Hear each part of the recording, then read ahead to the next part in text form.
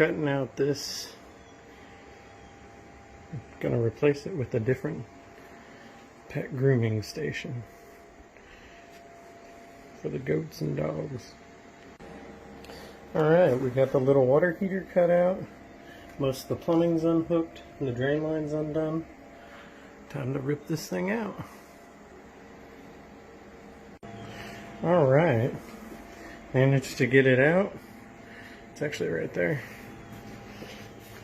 Time to start assembling the new one. The goats are coming to see me. Curious little guys. Getting the floor cleaned up, wiping the walls down, and then we will go. Alright, that's roughly where the tub will go. Water heater instructions.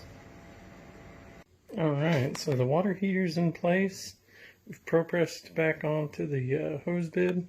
We're drilling the holes out for the faucet.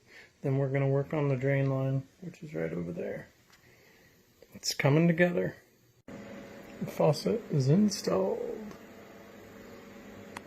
Now we're going to work on the drain line while it's out of the way. Alright, there's the little water heater. There's the...